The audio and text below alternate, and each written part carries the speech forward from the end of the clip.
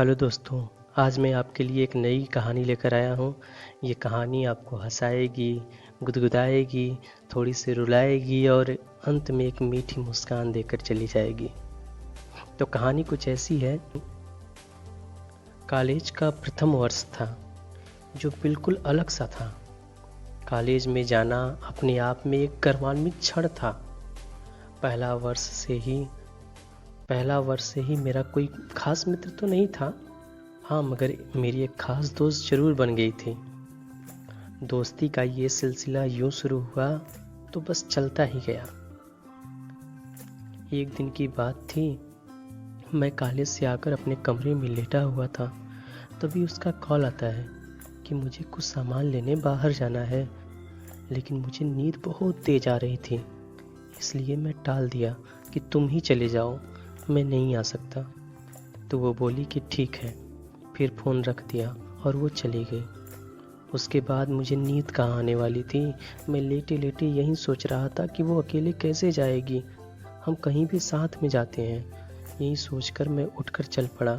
सोचा कॉल करूं, फिर मन में ख्याल आया कि नहीं, उसे वहीं पहुंच करके उसके हॉस्टल जा करके उसको कॉल करूंगा, उसको सरप्राइज़ दूंगा। मैं कॉलेज से आकर ड्रेस भी नहीं चेंज किया था और शाम का नाश्ता भी नहीं किया था। हॉस्टल में कैंटीन वाले भाई साहब देख लिए, बोले नाश्ता करते हुए जाओ। लेकिन मैं किसी एक की भी ना सुना और ये बोल दिया कि रात का खाना खा लूँगा, आप परेशान ना होइएगा।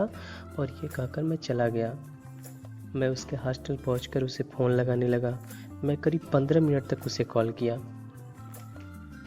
लेकिन वो फ़ोन उठा ही नहीं रही थी। मैं परेशान होकर उसके दोस्तों पर भी किया, लेकिन कोई भी फ़ोन नहीं उठाया। फिर मैं उसी गेट के पास बैठकर ये सोचने लगा कि वो फ़ोन क्यों नहीं उठा रही है, नाराज़ हो गई है क्या मुझसे।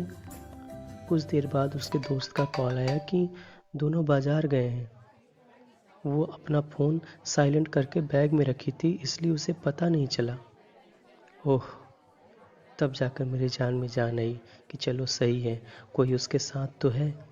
करीब 45 मिनट बीतने को था। मैंने ये भी पूछ लिया था कि कब तक वापस आओगे तुम सब। तभी उसके दोस्त के फ़ोन में उसकी आवाज़ सुनाई दिया, बोल दो आधे घंटे में। फिर मैंने सोचा अच्छा, तो वो नाराज़ हो गई हैं। समय बीत रहा था और मैं उसको बाज़ार से आने का वेट करने लगा। थोड़ी देर बाद वो आई और मुझसे बिना नज़र मिलाए गेट के अंदर चली गई। मैं उसे ही देख रहा था। इधर उसकी दोस्त भी बस 2 ही मिनट मुझसे बात की और वो भी चली गई। उसके दोस्त के जाने के बाद मैं उसको फ़ोन किया। वो फ़ोन हाथ में लेकर मेरे ही कॉल का वेट कर रही थी। वो बिना फ़ोन रिसीव किए गुस्से में गेट से बाहर आई। मेरे पास आकर गुस्से में बोली, मैंने बोला था ना कि चली जाऊंगी, तब तुम क्यों यहाँ इंतज़ार कर रहे हो। इतना गुस्से में थी कि मेरे मुंह से कोई जवाब ही नहीं निकल रहा था। मैं सिर झुकाए बस वैसे ही खड़ा रहा। इतना गुस्से में मैं पहले उसे कभी नहीं देखा था और यही वजह था कि मेरी आंखों में आंसू आ गए। मेरे मन में था कि मैं उसे हक करके खूब सॉरी बोलूं, लेकिन नहीं कर पाया। उसने मुस्कुराते हुए मुझे हक किया। मैं कुछ समझ नहीं पाया। वो बोली, तुम क्यों परेशान हो गए थे? मैं अकेले भी चली जाती तो वापस आ जाती ना। लेकिन सॉरी बाबा, आगे से ऐसा नहीं करूँगी। उसके हक में इतना सुकून था कि मैं सब कुछ भूल गया। मन करने लगा कि ऐसे ही सुकून से पूरी ज़िंदगी बिता दूँ उसमें। वो बोली, तुम मुझे हक करना चाहते थे ना? मैं बोला हाँ। मेरी सारी थकान मिट गई थी। उसके बाद वो बैग से कुछ निकालते हुए बोली, मैं फ़ोन बैग में रखी थी और मुझे लगा कि तुम फ़ोन नहीं करोगे।